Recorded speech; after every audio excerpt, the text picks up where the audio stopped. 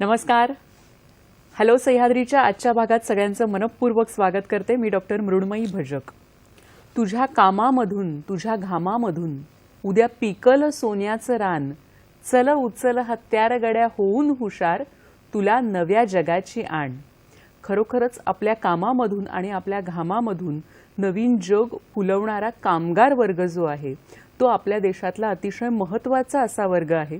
आणि ह्या कामगार वर्गासाठी वेगळ्या अशा काय योजना आहेत, त्यांच्यासाठी विमा योजना काय काय आहेत, त्यासाठी काय काय करावं लागतं, ज्या खाजगी कंपन्या आहेत तिथे काम करणारे जे कामगार आहेत ते देखील यामध्ये कशा पद्धतीने रुजू होऊ शकतात, या सगळ्यांविषयी आज आपण माहिती घेणार आहोत.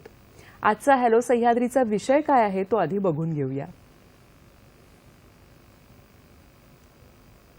कोविड-19 संदर्भात ESICच्या योजना.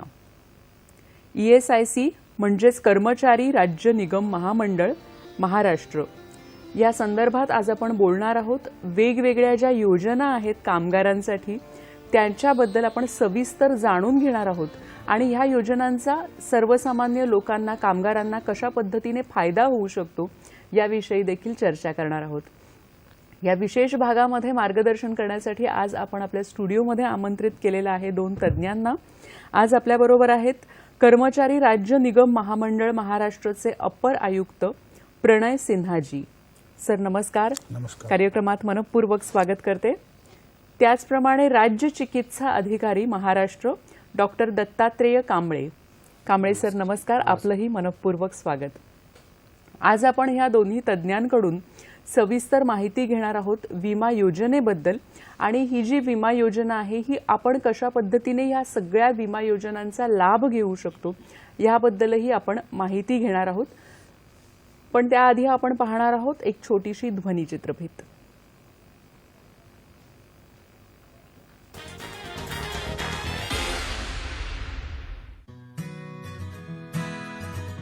मार्च 1943 मध्ये औद्योगिक कर्मचाऱ्यांसाठी आरोग्य विमा योजनेचा अहवाल तयार करण्यासाठी भारत सरकारकडून प्राध्यापक B.P. अडरकर यांची नेमणूक करण्यात आली. हा अहवाल 1948च्या कर्मचारी राज्य विमा कायद्याचा आधार बनला. ESI कायद्याने स्थापित केलेली कर्मचारी राज्य विमा महामंडळ ही भारत सरकारच्या कामगार आणि रोजगार मंत्रालयाच्या अंतर्गत एक स्वायत्त कॉर्पोरेशन आहे. कर्मचारी राज्य विमा महामंडळ आजारपण, प्रसूती, तात्पुरते किंवा कायमस्वरूपी शारीरिक अपंगत्व, रोजगाराच्या दुखापतीमुळे मिळकत क्षमता कमी होणं अशा परिस्थितींमध्ये कामगारांच्या हिताचं रक्षण करते. 21,000 किंवा त्यापेक्षा कमी वेतन असणाऱ्या सर्व कर्मचाऱ्यांसाठी नियुक्ती वेतनाच्या 3.25% आणि कर्मचारी 0.75%चे योगदान देतो. हा निधी ESI कॉर्पोरेशनद्वारे ESI अधिनियम 1948 मधील नियमानुसार व्यवस्थापित केला जातो, ज्यामध्ये कर्मचारी आणि त्यांच्या कुटुंबियांना वैद्यकीय आणि रोख लाभाची तरतूद आहे.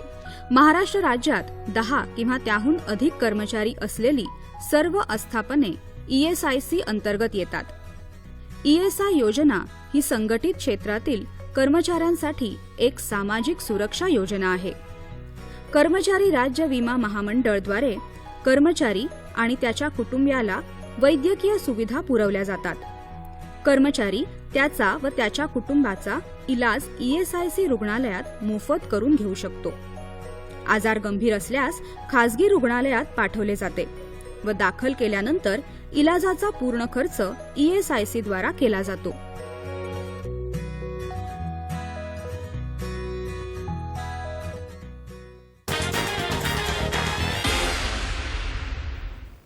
कर्मचारी राज्य निगम महामंडळ हे नक्की काय आहे याबद्दलची थोडक्यात आपल्याला माहिती या ध्वनिचित्रफितीतून मिळाली आहे.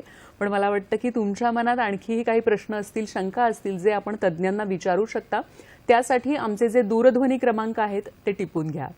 दूरध्वनी क्रमांक असे आहेत 24908050 आणि 24988050. 022 हा STD कोड आहे मुंबई बाहेरील सगळ्या प्रेक्षकांसाठी आणि मोबाईल धारकांसाठी. फोन जरूर करा, पण नेहमीच्याच काही गोष्टी आपण लक्षात ठेवणार आहोत. तुम्हाला जेव्हा कळेल की तुमचा फोन इथं जोडला गेलाय तेव्हा तुमच्या टीव्हीचा आवाज अगदी कमी ठेवा, पूर्ण बंद केला तरीही चालेल. आपला जो प्रश्न आहे तो सलग आपण विचारा आणि आजचा जो विषय आहे त्या विषयाला अनुसरून आपले नेमके प्रश्न आम्हाला अपेक्षित आहेत. तर सुरुवात करूया कार्यक्रमाला. सर, आपल्या दोघांचंही मी मनापासून पुन्हा एकदा स्वागत करते कार्यक्रमामध्ये आणि आपल्या अनुमतीने आपण कार्यक्रमाला सुरुवात करूया.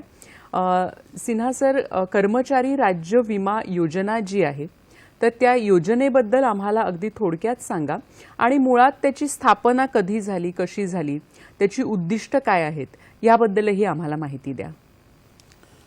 कर्मचारी राज्य बीमा अधिनियम 1948 के अंतर्गत ESIC या कामगार राज्य बीमा महामंडल जिसको कहते हैं, उसकी स्थापना भारत सरकार ने की और 1952 में इसकी पहली संस्था की स्थापना हुई कानपुर शहर से. अच्छा. और महाराष्ट्र में 1954 में नागपुर और मुंबई से इसकी शुरुआत हुई. कर्मचारी राज्य बीमा निगम श्रम एवं रोजगार मंत्रालय भारत सरकार के अधीन कार्यरत self financing autonomous central organisation है, जिसके फंड्स का हम लोग खुद ESIC कंट्रीब्यूशन से अरेंजमेंट करती है और इसमें सरकार से हम किसी तरह का फाइनेंशियल सपोर्ट या ग्रांट नहीं लेते. अच्छा अच्छा. ये सेल्फ सफिशिएंट है फाइनेंशियल. ESIC का मुख्य कार्य ESI बीमा अधिनियम के प्रवर्तन से एक एकीकृत आवश्यकता पर आधारित सामाजिक सुरक्षा प्रदान करना है कामगारों को, जैसे प्रसूति के दौरान उनको सपोर्ट देना, स्वास्थ्य का किसी तरह का कोई प्रॉब्लम आता है, कभी हेल्थ रिलेटेड मेडिकल बेनिफिट्स किसी भी तरह का हो, निशक्तता या डिसेबिलिटी का भी हो जाता है किसी फैक्ट्री में या किसी कारणवश कार्य करने के दौरान, तो उसमें हम सपोर्ट देते हैं. कोई सिकनेस में भी हम सपोर्ट देते हैं. और सबसे बड़ा सुविधा मृत्यु आश्रित लाभ है. यदि किसी कामगार का जो ESI में रजिस्टर्ड उसकी मृत्यु हो गई तो उनके आश्रितों को हम लोग लाइफ लॉन्ग पेंशन की सुविधा देते हैं. अच्छा. इस योजना के लक्ष्य अपने बीमाकृत लाभार्थियों को और उनके आश्रितों को इस तरह मेनली स्वास्थ्य हित लाभ, जो मेडिकल का हमने बताया, और नगद हित लाभ कहते हैं. ये जो सुविधाएं हैं, निशक्तता की, permanent disability, partial disability, sickness benefit, maternity benefit, death benefit, जितने तरह के डिसेबिलिटीज, ऐसे में जो सुविधा हम देते हैं, ये एक कॉर्पस बना के उस फंड से हम अपने वर्कर्स को प्रदान करते हैं, जिसकी कोई सीमा नहीं होती है, कोई कैप नहीं होता. किसी तरह के बीमा में जैसे 5 लाख का कैप है, 10 लाख का कैप है, ऐसा नहीं है. ESIC is without capping. कितना भी खर्च हो जाए, करोड़ों में भी हो, तो हम अपने कामगारों को जो ESI में रजिस्टर्ड हैं और सारे उस कंट्रीब्यूशंस वगैरह उनके समय पे आ रहे हैं, तो उनको सारी सुविधाएं प्राप्त होती हैं.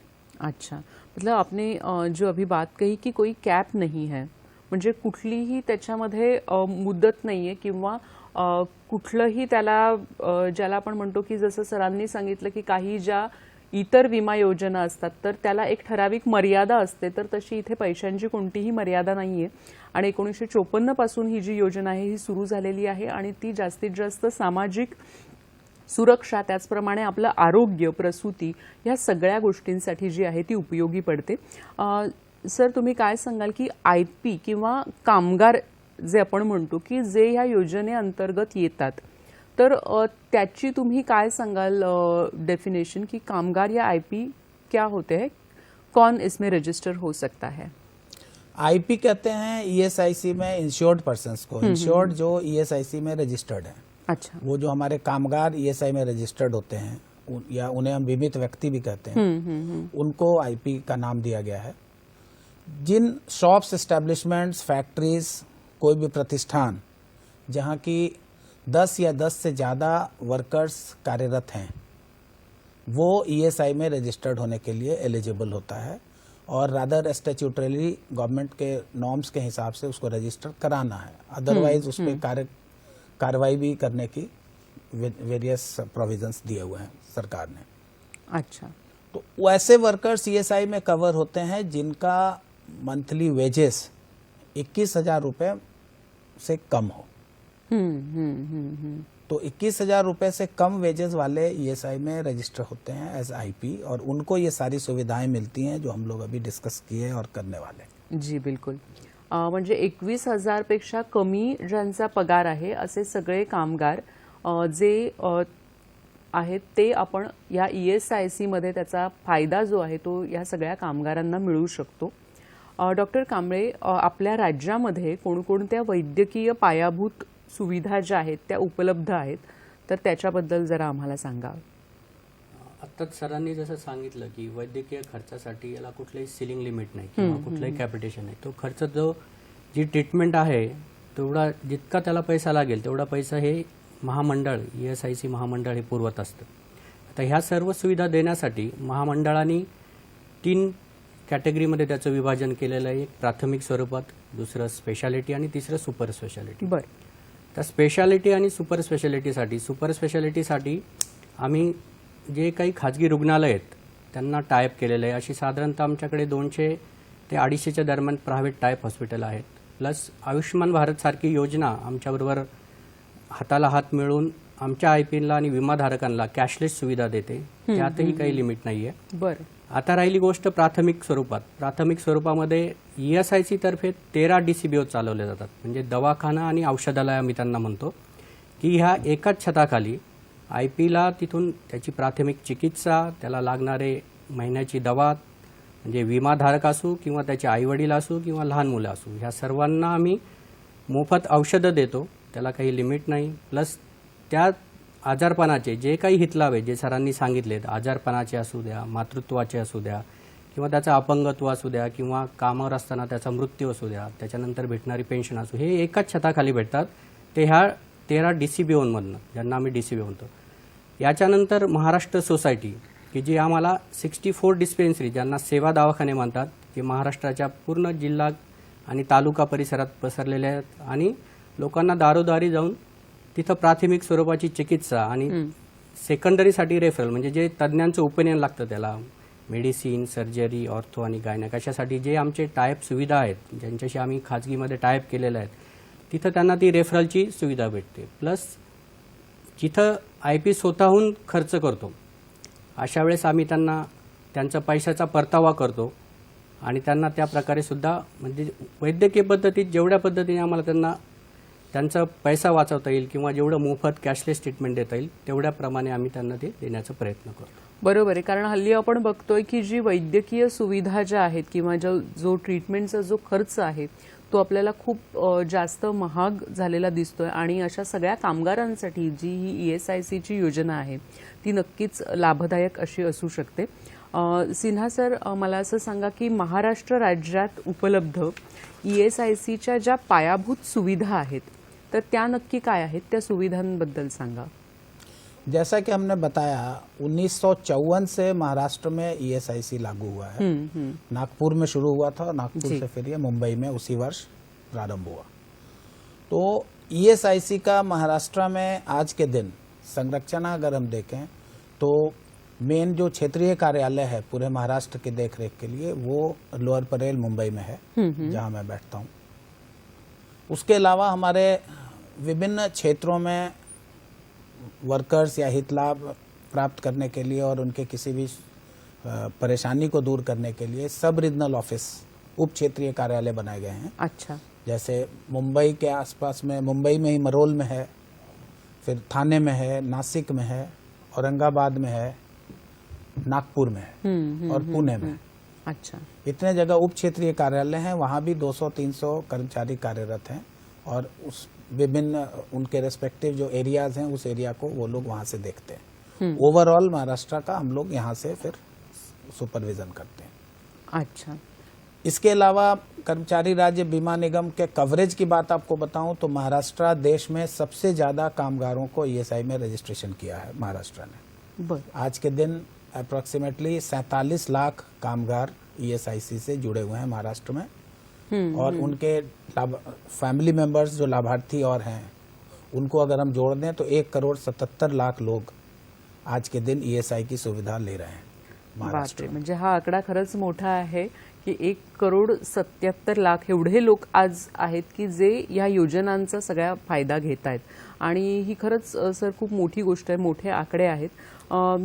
सिन्हा सर, अटल बीमित व्यक्ती कल्याण योजना ही जी आहे ही योजना काय आहे आणि त्या अंतर्गत आपल्या सर्व कामगारांना कर्मचाऱ्यांना काय काय आपण सुविधा देऊ शकतो? देखिए, ईएसआईसी की विभिन्न सुविधाओं के बारे में अभी हम चर्चा कर रहे हैं। उसके पहले मैं ये बताना चाहूँगा कि जो एम्प्लॉयर्स होते हैं, ईएसआईसी के 2 स्टेक होल्डर हैं, एम्प्लॉयर्स और एम्प्लॉयज। एम्प्लॉयज आईपी और एम्प्लॉयर जो संस्थान के मालिक होते हैं, अच्छा, जो ईएसआई में कवरेज लेते हैं। तो अंशदान ईएसआईसी में क्या पड़ता है ये मैं बताना चाहूँगा इस प्रश्न के पहले कि कहाँ से ईएसआई को फंड आता है और किस तरह ईएसआईसी इतने खर्च कर पाती है। तो ईएसआई में अंशदान पहले तो 6.5% था, पर भारत सरकार ने 3 साल पहले उसको रिड्यूस करके 4% कर दिया है। अच्छा। और अब जिसमें 3.25% एम्प्लॉयर का शेयर होता है और 0.75% वर्कर का शेयर होता है, जो उसके वेजेस से काटकर एम्प्लॉयर ही जमा करता है पूरा 4%, और उसी अंशदान से ईएसआईसी कार्य करती है। ओके जी, बिल्कुल।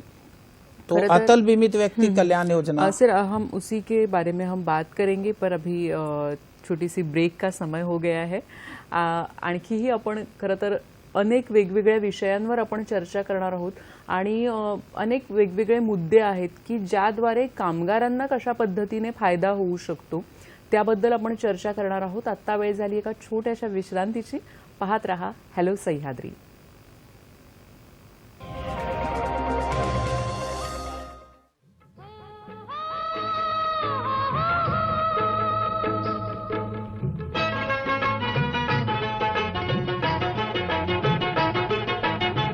राजा ललकारी आशिके हाकरिली साध मला दे। आता हे माझं दालन सुरू झालं आहे। करता येईल तोपर्यंत करेन, बोलावतील तेव्हा जाईन आणि आनंद घेईन कामाचा। 5 दशके सृजनाची। प्रसारण शुक्रवार दिनांक 21 जानेवारी रोजी सायंकाळी 7:33 आणि शनिवार दिनांक 22 जानेवारी रोजी दुपारी 1:30 आणि रात्री 10:30 वाजता दूरदर्शनच्या सह्याद्री वाहिनीवर।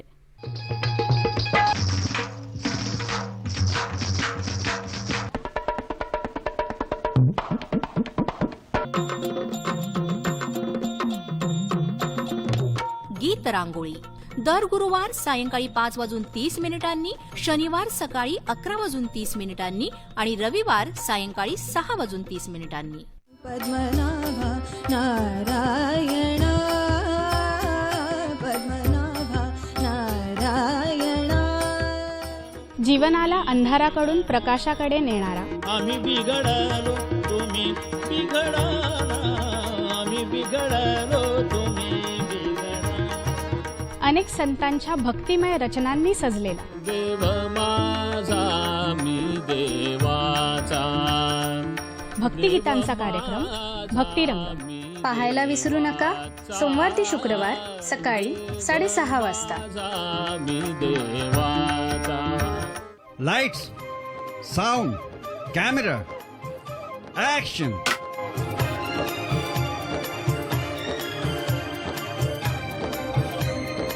तराने पुराणे सोमवार ते शुक्रवार सकाळी 8 वाजता, सोमवार ते गुरुवार सायंकाळी 5 वाजता आणि रात्र 10:30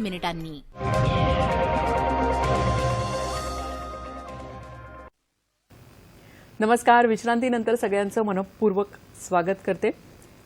कामगार राज्य निगम महामंडळ हे नक्की काय आहे, त्याच्या योजना नक्की काय आहेत याविषयी आज आपण माहिती घेतोय आणि आपल्याला मार्गदर्शन करतायत कर्मचारी राज्य निगम महामंडळ महाराष्ट्रचे अप्पर आयुक्त प्रणय सिन्हाजी आणि राज्य चिकित्सा अधिकारी महाराष्ट्र डॉक्टर दत्तात्रेय कांबळे. सिन्हा सर, हम बात कर रहे थे अटल बीमित व्यक्ति कल्याण योजना. तर ही जी योजना आहे अटल बीमित कल्याण योजना, ही नक्की काय आहे, कोण कोण त्याचा फायदा घेऊ शकतं आणि त्या योजनेअंतर्गत काय काय येतं?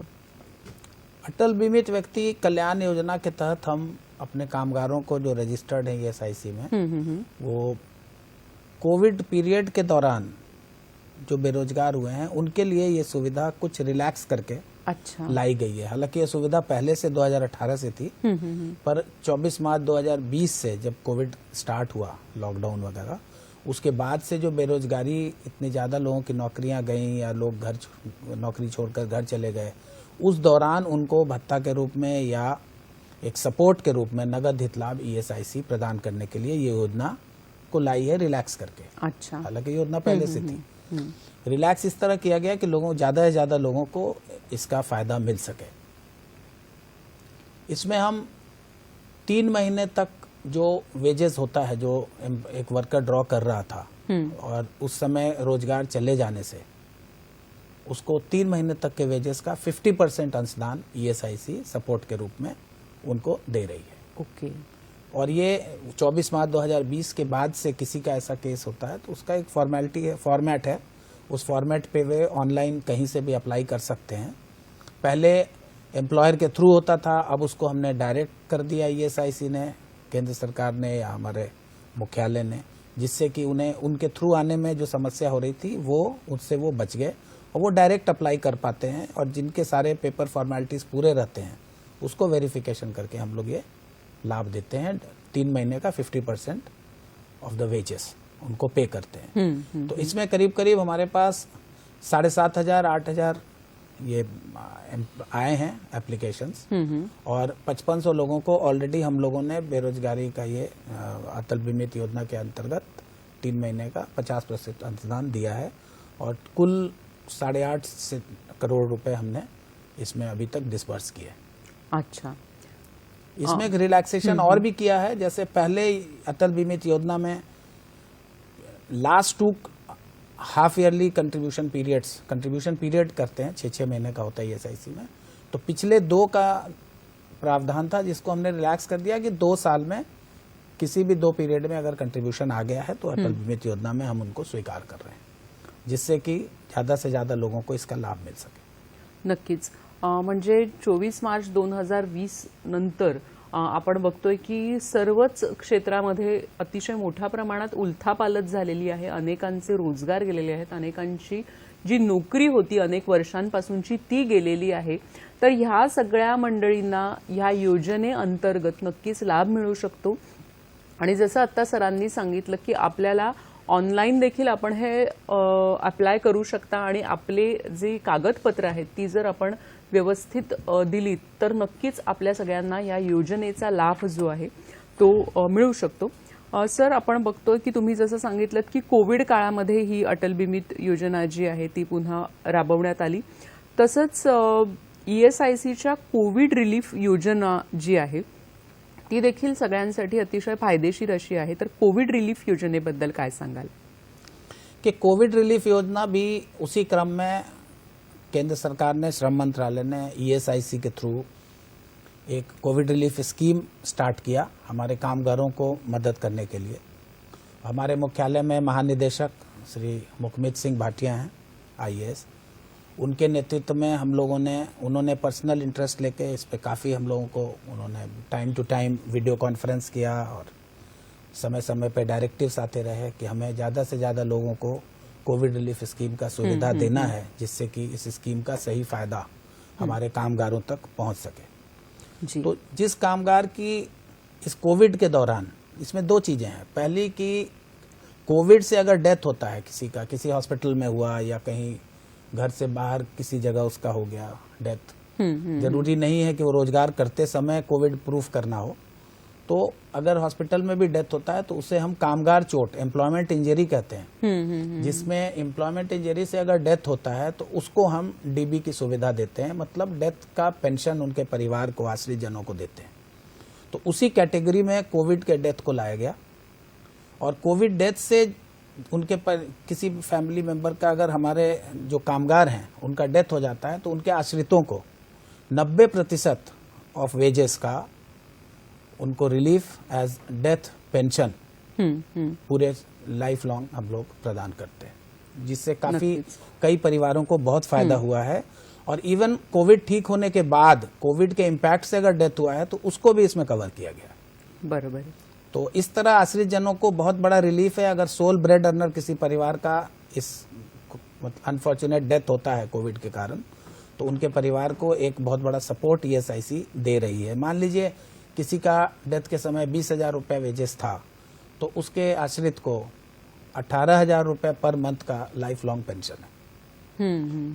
तो इसमें हमारा जो कवरेज है, अभी तक 1000 से ऊपर हमारे पास आ चुके हैं दावे, और करीब 759 दावों को हम लोगों ने क्लियर कर दिया है और डिसबर्समेंट कर दिया है। 5 करोड़ से ज़्यादा पैसा का डिसबर्समेंट हुआ है, और इससे 2,500 से ज़्यादा लोगों को, आश्रित जनों को अगर दें, फैमिली में वाइफ हैं या डिपेंडेंट पेरेंट्स हैं या बच्चे हैं, 2,500 से ज़्यादा लोगों को इससे सपोर्ट अभी तक मिल चुका है। नक्कीच, म्हणजे ही जी कोविड रिलीफ योजना आहे ही देखील अतिशय महत्त्वपूर्ण अशी योजना आहे, आणि यामध्ये दुर्भाग्याने जर कोणाचा मृत्यू झाला तर त्यांच्या कुटुंबियांना एक खूप चांगल्या पद्धतीचा आधार असा मिळू शकतोय। आपल्याला एक फोन येतोय, दादा उबाळे आपल्याशी बोलतायत जामखेडहून। नमस्कार, आपला प्रश्न विचारा। माझा प्रश्न असा आहे की ईएसआयसी योजना एखाद्या कामगाराची चालू असेल तर या योजनेचा लाभ घरातील कोणाकोणाला मिळू शकतो, त्याबद्दल सांगा सर। धन्यवाद। ईएसआयसीची डॉक्टर कांबळे तुम्ही काय सांगाल की जर योजना आहे, एका कोणीतरी घेतलेली आहे, तर त्याचे जे कुटुंबीय आहेत तर त्या कुटुंबियांनाही काही लाभ मिळू शकतो या योजनेद्वारे? मॅडम, त्यांचा क्वेश्चन असा होता की जर एखाद्याचं ईएसआयसीचं कार्ड आहे किंवा तो हां, कामगार registered रजिस्टर्ड आहे, असेल, हां, तर त्याच्या त्याच्यावर कुटुंबियांना काय? त्याचे आई वडील हे डिपेंडंट असतात। अच्छा, आई वडिलांना त्याचा पूर्ण बरं, लाभ घेता येतो, प्लस त्याची मुलं, त्याची मुलं जी असतील 21 वर्षापर्यंत, आणि जर मुलगी अनमॅरिड असेल, लग्न केला नसेल, तर त्यांना ती सुविधा घेता येते। प्लस एखाद्याचं मूल जर इन्फर्मिटी असेल, म्हणजे जर ते अपंगत्व असेल, काही त्याला मेंटल रिटार्डेशन सारखे आजार असतील किंवा फिजिकली हँडिकॅप असेल, तर त्यांना ती आयुष्यभर घेता येते। बरं, म्हणजे सगळ्या कुटुंबियांना, म्हणजे पालकांना आणि मुलांना दोघांनाही त्याचा जो फायदा आहे, आई वडील आणि बायको आणि मुलं। बरं, म्हणजे जवळ आपण म्हणू शकतो की संपूर्ण आपल्या कुटुंबाला त्याचा फायदा जो है तो नक्कीच मिलू वो अगर दूसरे जगह है, मान लीजिए वर्कर यहाँ काम कर रहा है मुंबई में, उसके परिवार बिहार, यूपी, मध्य प्रदेश कहीं भी है, हाँ, तो उनके परिवार को वहाँ के चिकित्सालय द्वारा सुविधा प्राप्त होगी। अच्छा, या नगद हित लाभ वहाँ जो हमारा शाखा कार्यालय है वहाँ से मिलेगा, ये सुविधा है। बरोबर आहे। म्हणजे आपल्याकडे बरेच जण असे असतात की कामगार एका ठिकाणी काम करत असतो आणि त्याचं जे कुटुंब आहे ते कुठेतरी गावाकडे असतं किंवा वेगळ्या गावी असतं, तर त्या गावी देखील त्या कुटुंबाला त्याच्यावरची जे पालक आहेत किंवा जी मुलं आहेत, त्यांचे जे सहचर आहेत, तर त्यांना हा जो लाभ आहे हा दुसऱ्या गावी देखील मिळू शकतो। मला वाटतं की हाही देखील एक महत्त्वाचा असा मुद्दा आहे।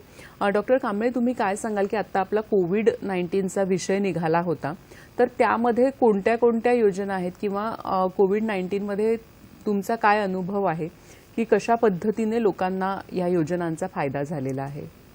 मॅडम, कोविडमध्ये जसं मार्च 20 मध्ये पूर्ण देशव्यापी लॉकडाऊन झाला आणि त्यानंतर सगळे कारखाने किंवा सगळ्या आस्थापना आहेत त्या सगळ्या बंद झाल्या। त्याच्यामुळे काय झालं की जे काही कामगार होते त्यांना त्यांचं ईएसआयसीचं योगदान किंवा जे कॉन्ट्रीब्युशन आहे ते देता नाही आलं, कारण ते स्वतःच कामावर नव्हते, त्यांना पगार झाले नव्हते, तर ते कसे देतील? अशा काळात आमचे मुख्यालयाने एक चांगला निर्णय घेतला की त्या काळातलं त्यांचं कॉन्ट्रीब्युशन किंवा जो काही ईएसआयसीचा परतावा आहे तो त्यांना माफ करून त्यांच्या सगळ्या वैद्यकीय सेवा प्लस त्यांचे हितलाभ जोपासण्याचा प्रयत्न केला, म्हणजे जेणेकरून आमचा विमाधारक हा कुठल्या ईएसआयसीच्या बेनिफिटपासून किंवा त्यांच्या जे काही लाभ भेटतात त्या लाभांपासून तो वंचित राहू नये याची काळजी त्यांनी पूर्णपणे घेतली। बरं, दुसरी गोष्ट ज्या ठिकाणी लॉकडाऊन झाले त्या ठिकाणी विदाऊट रेफरल आमचे IP जाऊन आमच्या टायपमधनं किंवा आमच्या हॉस्पिटलमधनं सुविधा घेऊ लागले. त्याच्यानंतर ज्या IPंना तिथं जमलं नाही, आपल्या घराजवळ जिथं जिथं काही त्यांनी स्वतःचे पैसे करून खर्च केले, त्यांचे आम्ही जे काही विम्याचे दावे आमच्याकडे आले ते एकदम प्रायोरिटीवर किंवा प्राथमिक दर्शनीवर आमचा स्टाफ वाढवून त्यांना आम्ही ते पूर्णपणे पेमेंट करण्याचा प्रयत्न केला. त्याच्यानंतर आमचे जे हॉस्पिटल आहेत त्याच्यात जवळजवळ माझ्या ते 500 खाटा आम्ही डेडिकेटेड कोविड हॉस्पिटल किंवा डेडिकेटेड कोविड बेड्स म्हणून त्याच्यासाठी राखीव ठेवले की ज्याच्यामध्ये पूर्ण त्यांना त्या सगळ्या सुविधेचा लाभ घेता आला. प्लस काही ठिकाणी आम्ही ऑक्सिजन प्लांट, जसं बिबीवाडी आमचं हॉस्पिटल आहे किंवा सांगली आहे माझ्या मते, तर ह्या ठिकाणी सुद्धा आम्ही ऑक्सिजन, सोलापूर आणि बिबीवाडी इथं ऑक्सिजन प्लांट बसवले जेणेकरून ऑक्सिजनचा आणि ऑक्सिजन बेडचा तुटवडा पडू नये. प्लस आमचे 8 जसे वरळी आहे, MGM आहे, कांदिवली, वाशी, चिंचवड, नागपूर, औरंगाबाद आणि नाशिक, ह्या 8ही ESI हॉस्पिटलमध्ये आमचं कोविड लसीकरण चालतं. जिथनं मुफ्तमध्ये लोकांना कोविडच्या लसी आम्ही दिलेल्या आहेत. पहिला डोस पण दिलेला आहे आणि सेकंड डोस पण दिलेला आहे. तर अशा प्रकारे आम्ही पूर्णपणे ESICने कोविडमध्ये आमच्या विमाधारकांचे आणि त्यांच्या फॅमिलीचं पूर्णपणे आरोग्याच्या दृष्टीनं काळजी घेतलेली आहे. नक्कीच. आणि मला असं वाटतं की अशा कठीण प्रसंगी आपल्या कुटुंबाची काळजी घेणारं जर कोणी असेल तर आपल्यासाठी नक्कीच ती गोष्ट अतिशय आश्वासार्ह अशी ठरू शकते.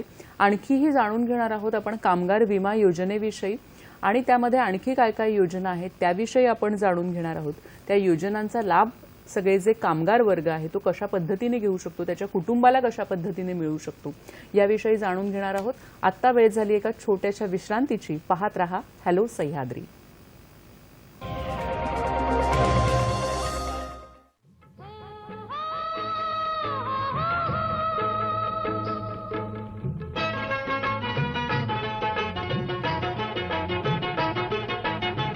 राजा ललकारी आशिके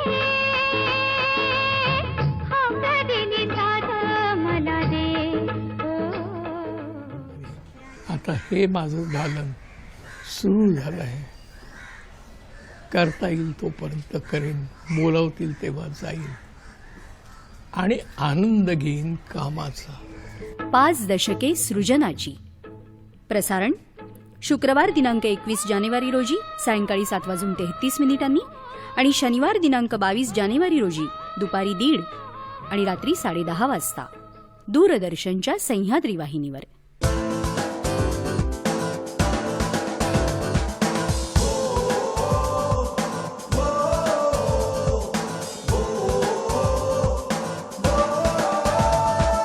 तूफानों से झुके नहीं, कदम कभी डिगे नहीं, तूफानों से झुके नहीं, कदम कभी डिगे नहीं, राह में रुके नहीं, आसमां से बुलंदी तक, कोशिश से कामयाबी तक, कोशिश से कामयाबी तक, कोशिश से कामयाबी तक, कोशिश से कामयाबी तक, कोशिश से कामयाबी तक, कोशिश से कामयाबी तक.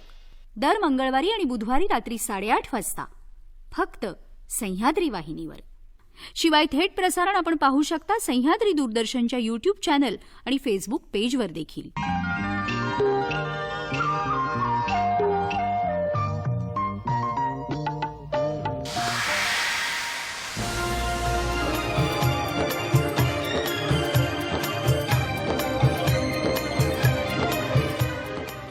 चित्रगीत शुक्रवारी सायंकाळी 5 वाजता, शनिवारी सायंकाळी 6:30 रविवारी सकाळी 8 वाजता आणि रात्री 8 वाजता.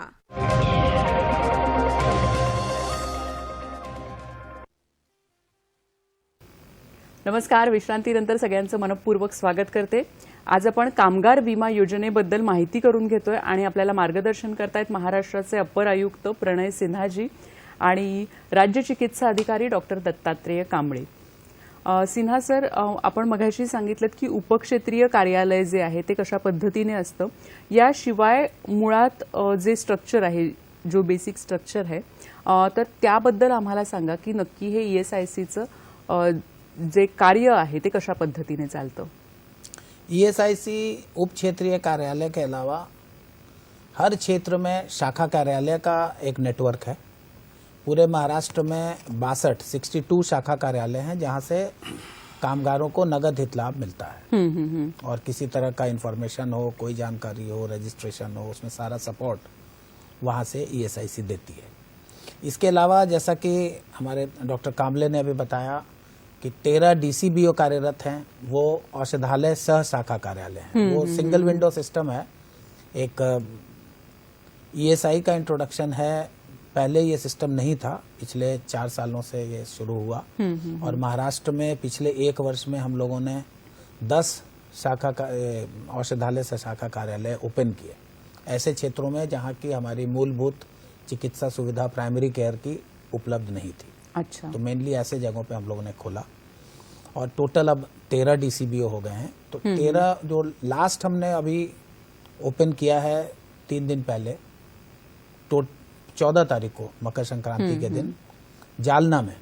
अच्छा। और उसका उद्घाटन माननीय महाराष्ट्र के public health minister Shri Rajesh Tope ji ने के हाथों से वो कर कमलों से वो उद्घाटन 14 तारीख को अभी जालना में हुआ। वो हमारा 13th डीसीबीओ था और उम्मीद है कि 1 महीने में हम लोग अहमदनगर में 14th भी ओपन करेंगे जी। तो इससे जगह जगह हम आउटरीच हमारा हो रहा है और कामगारों के पास तक हम पहुंचने में समर्थ हो पा रहे हैं।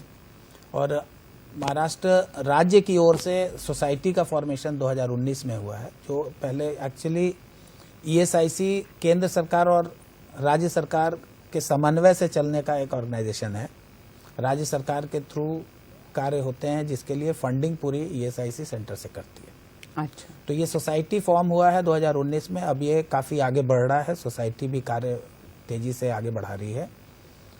और हम राज्य की ओर से 124 नई डिस्पेंसरी का अप्रूवल अभी पिछले महीने ही गवर्निंग बॉडी ऑफ सोसाइटी ने अप्रूव किया है। उसके चेयरमैन चीफ सेक्रेटरी साहब होते हैं। तो 124 में 12 डिस्पेंसरी भी नए हमने पिछले 1 महीने या 2 महीने में ओपन किया है राज्य की ओर से। तो सब मिलाकर करीब 68 डिस्पेंसरी खुल गई और 13 डीसीबीओ खुल गए। तो 81 डिस्पेंसरी फैसिलिटी हमें मिल रही है अब आज के दिन, जो कि 52 थी 2 साल पहले तक। और आगे 124 के अप्रूवल के कारण हमारा ये चेष्टा है कि सोसाइटी की मदद से महाराष्ट्र में 200 डिस्पेंसरी का टारगेट आने वाले 2023 मार्च तक उम्मीद करते हैं कि कार्यरत हो जाए। इससे कामगारों को लाभ बहुत ज्यादा होगा, क्योंकि डीसीबीओ एक ऐसी सुविधा है, डॉक्टर काबले ने बताया ही आपको, जहाँ की 2 डॉक्टर होते हैं, नर्स, फार्मासिस्ट और उसके अलावा नगद हित लाभ के शाखा कार्यालय के सारे कार्मिक। अच्छा।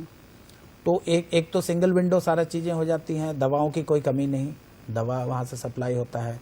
और सेकेंडरी केयर के लिए जो 249 हॉस्पिटल्स हैं या 808 पीएमजेवाई से हमारा टाई अप है आयुष्मान भारत से, तो ऐसे जगहों पे डीसीबीओ में बैठने वाले डॉक्टरों को पावर है की वो रेफर कर सकते हैं फॉर कैशलेस ट्रीटमेंट टू आयपीज। बरोबर आहे।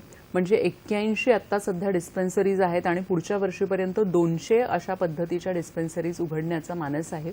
आपल्याला एक फोन येतोय, रवींद्र कुडाळकर आपल्याशी बोलतायत। नमस्कार, आपला प्रश्न विचारा। माझा प्रश्न असा आहे, कोविड संबंधी ईएसआयच्या योजना समाजातील उपेक्षित उद्दिष्ट गट असो किंवा निरक्षर, साक्षर, कमी शिकलेला कामगार वर्ग आणि कामगार महिला यांच्यासाठी अधिक पद्धतीने परिणामकारक माहिती देऊन त्यांना लाभ मिळण्याच्या दृष्टीने आपण कसा प्रयत्न करायचा, कसं समुपदेशन त्यांच्या कामी येऊ शकते?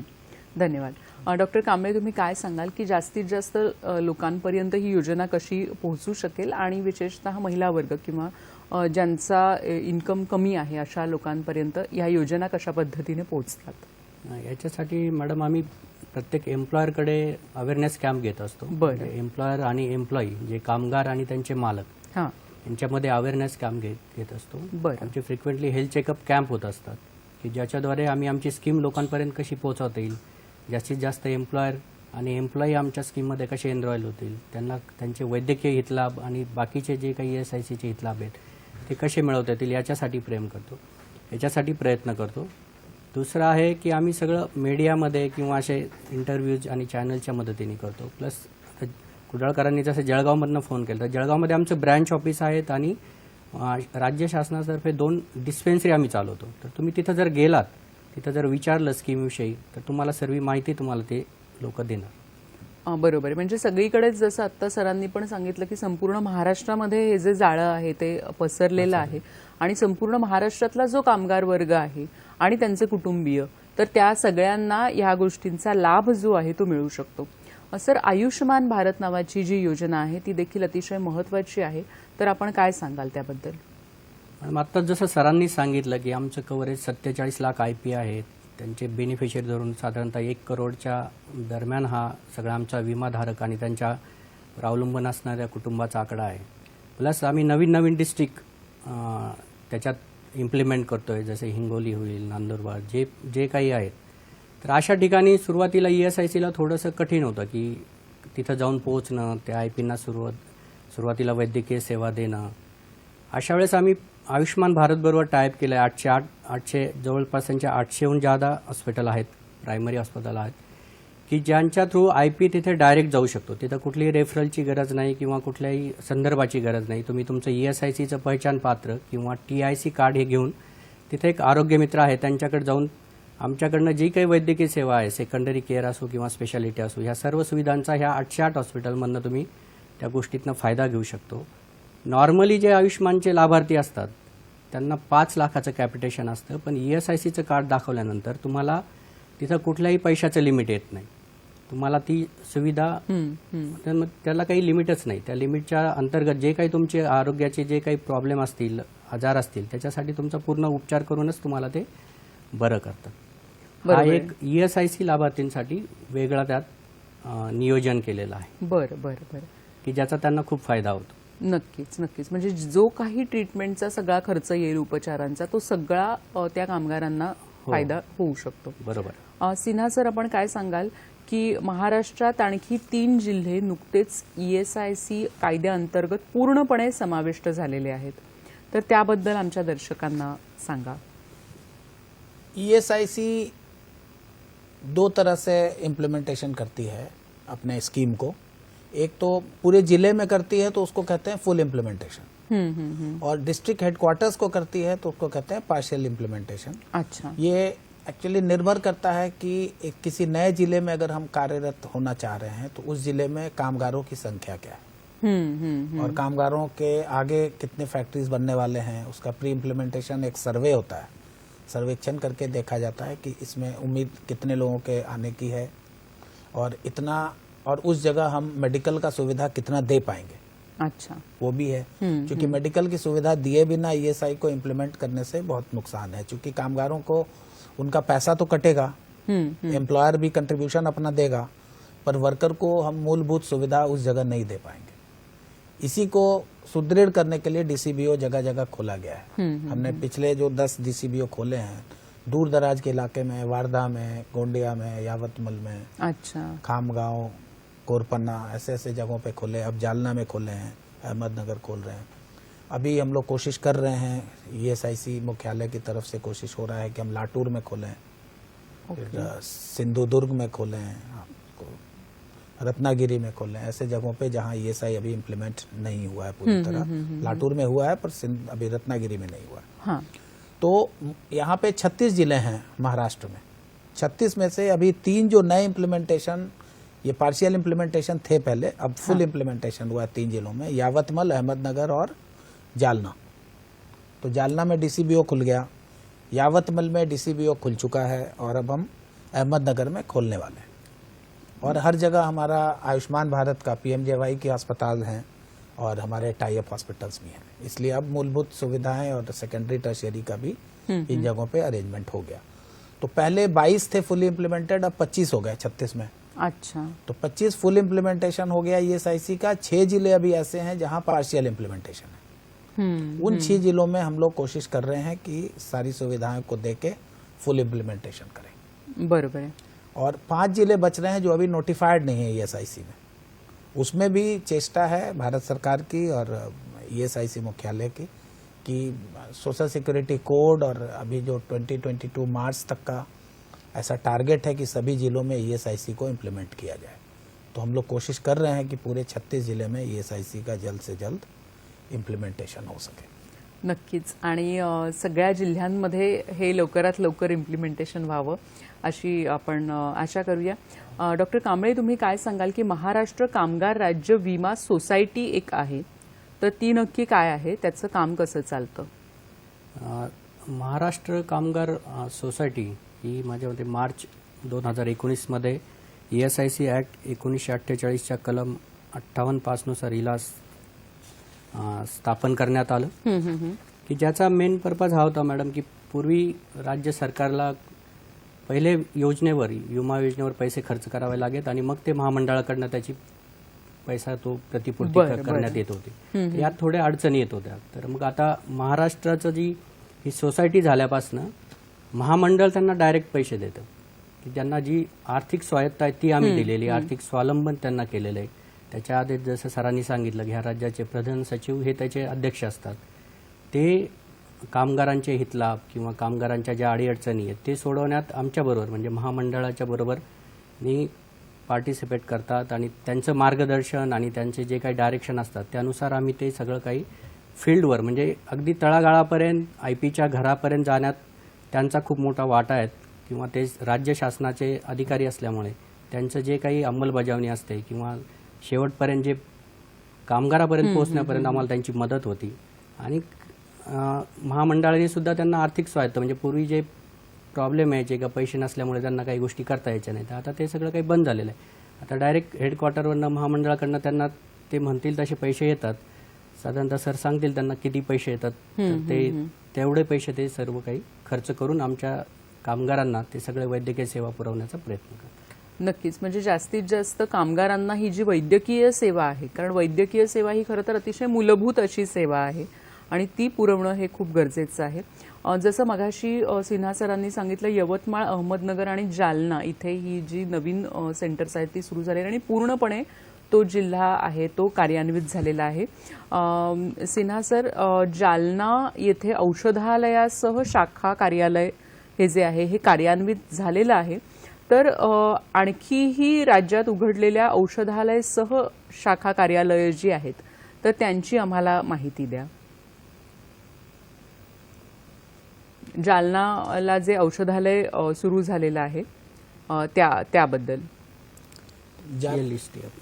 जालना में औषधालय के अलावा हमारे पहले से जो 12 और भी DCBO हैं, वो एक तो लोकल यहाँ कुलाबा में है, मुरबाद में है, सांगली, वालूज, कोरपना, वारदा, खामगांव, यावतमल, पनवेल, पालघर, गोंडिया, सिन्नर और अब ये जालना, और अगले महीने उम्मीद करते हैं कि अहमदनगर भी हमारा शुरू हो जाएगा.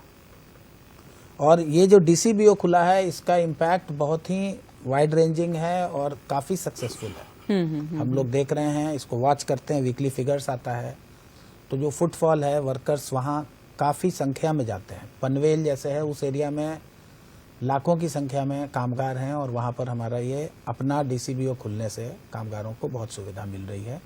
उनको वहाँ से दवा भी मिल जाता है, उनका 10,000 तक का IP का अगर रिम्बर्समेंट प्राइवेट में उन्होंने दिखा लिया और पैसा खर्च हुआ तो वो रिम्बर्स भी वहीं से हो जाता है. अच्छा अच्छा. 10,000 से ज़्यादा का क्लेम है तब वो क्षेत्रीय कार्यालय आता है. तो लोकल लेवल पे काफ़ी सुविधा इससे लोगों को मिल रही है और इसके सराहना हो रही है. बरोबर आहे. सर, सामाजिक सुरक्षा संहितेकडे जेव्हा आपण वाटचाल करत असतो तर त्या वाटचालीवर असताना UAN लिंकिंग अलीकडे चर्चेत आहे, तर कृपया आमच्या दर्शकांना त्याबद्दल देखील सांगा. देश के कार्यबल को एक समान रूप से सामाजिक सुरक्षा प्रदान हो और उसका सही डेटाबेस बने, इसके लिए UN नंबर की सुविधा अभी स्टार्ट की गई है ESIC में. और इसलिए सारे नियोक्ताओं से जो हमारे एम्प्लॉयर्स हैं उनसे गुजारिश है, उनके साथ हमने कई सारी ऑनलाइन मीटिंग्स भी की हैं डिफरेंट फोरम्स पे, एसोसिएशंस से, उनके चैम्बर ऑफ कॉमर्स के साथ और वेरियस एसोसिएशन से. उनसे रिक्वेस्ट है कि सभी अपने अपने वर्कर्स का UN नंबर में ये ESIC पोर्टल पे उनको रजिस्टर करें. उससे एक डेटाबेस बनेगा जो कि कॉमन बनेगा और फिर EPFO से उसको वैलिडेट करके एक उससे सरकार को काफ़ी आसान होगा. कल के दिन किसी तरह की असुविधा हो, किसी तरह का अनफॉर्चुनेट सिचुएशन हो तो उनको कांटेक्ट करना, उनके साथ उनको कोई फैसिलिटी एक्सटेंड करना है तो इस तरह की सुविधाओं के लिए ये बहुत ज़रूरी है. तो नियोक्ताओं से एक बार फिर आग्रह है कि UN नंबर अपने ESIC पोर्टल पे अपने सारे वर्कर्स का जल्द से जल्द रजिस्टर करें. नक्कीच. आणि सर, करावी अधिनियमाच्या अंतर्गत मिळणारे जे प्रमुख लाभ आहेत, तर ते प्रमुख लाभ जे आहेत ते कोणते आहेत, याबद्दल आमच्या दर्शकांना मार्गदर्शन करा. प्रमुख लाभ जैसे सिकनेस बेनिफिट है, सभी जानते हैं अगर कोई कामगार बीमार पड़ जाए, उसको घर जाना पड़े, बीमारी के कारण ऑफिस दफ्तर ना आ सके, तो प्राइवेट क्षेत्र में नॉर्मली उतने दिनों का तनख्वाह या सैलरी उनको नहीं मिलता है. तो ऐसे केस में अगर उनकी बीमारी का सत्यापन ईएसआईसी के डॉक्टर करते हैं, ईएसआई डिस्पेंसरी जाके सर्टिफाई हो जाता है और डॉक्टर उनको रेस्ट का फैसला देते हैं, प्रेस्क्राइब करते हैं, 1 महीना 2 महीना 7 दिन जितने दिन, तो उस पीरियड का उनका सैलरी 100% ईएसआईसी अच्छा उनको पे करती है. बरं, म्हणजे 100% जो त्यांचा जो पगार आहे तो पूर्णपणे कामगारांना मिळतो. सिकनेस में 70% है सिकनेस. बरं बरं बरं. 70% ऑफ द सैलरी उनको प्रदान करते हैं. उसके बाद डिसेबिलिटी का केसेस होता है, एक्सटेंडेड सिकनेस बेनिफिट भी होता है. अगर सिकनेस कुछ ऐसी बीमारियां हैं, 34 बीमारियां ऐसी हैं जिसका लिस्ट है, उसमें अगर बीमारी में लोग को एक्सटेंडेड सिकनेस बेनिफिट, हमारे डॉक्टर्स या मेडिकल बोर्ड बताती है कि नहीं, इनको 2 साल तक अगर एक्सटेंडेड सिकनेस बेनिफिट भी देना पड़े, तो वैसे केस में उनको 100% ऑफ एवरेज वेज उनको हम प्रदान करते हैं. बरोबर आहे. म्हणजे नक्कीच आजारपण असं काही सांगून येत नसतं आपल्याला, आणि त्यामुळे जेव्हा आपण अचानकपणे जर एखादा कामगार आजारी पडला आणि त्याच्यावर जर संपूर्ण कुटुंब चालते, तर नक्कीच अशा वेळी त्या सर्व कामगारांना आणि त्यांच्या कुटुंबियांना देखील हा फायदा होऊ शकतो. 80% ऑफ एवरेज वेज. अच्छा, 100% देते हैं एनहांस सिकनेस बेनिफिट में. और इसके अलावा निशक्तता हित लाभ भी है, जैसे डिसेबलमेंट होता है किसी कारण से, फैक्ट्री में काम कर रहे हैं, टेम्पररी डिसेबलमेंट अगर होता है हमें, तो 90% of average wage disablement period में जितने दिन का उनको होता है उतने दिन का हम हित लाभ देते हैं. नक्कीच. डॉक्टर कांबळे, तुम्ही काय सांगाल? म्हणजे कंपनीत काम करताना कुणाचे जर बोट वगैरे तुटले, हां, अशी डिसेबिलिटी झाली, तर त्याचं ते हितलाभाविषयी सर सांगतात. बरं बरं. त्यांना हे दिले जातात, त्याचे फ्रॅक्चर हो जाता है, चोट लग जाता है, प्रमाणात त्यांना ते पैसे आणि त्याचा ते परतावा केला जातो. नक्कीच. म्हणजे परमानेंट बेनिफिट हो जाए, डिसेबलमेंट हो जाए, मान लीजिए किसी का पैर कट जाता है या आँख खराब हो जाता है परमानेंट किसी रीजन से, तो अगर वो एम्प्लॉयमेंट बेस्ड इंजरी है, एम्प्लॉयमेंट इंजरी है, तो उस केस में हमें लाइफ लॉन्ग पेंशन हम देते हैं. 90% ऑफ एवरेज डेली. कुणाला काही अपंगत्व आलं काही कामगारांना काम करताना, तर मग त्याला ते पूर्णपणे मिळतं.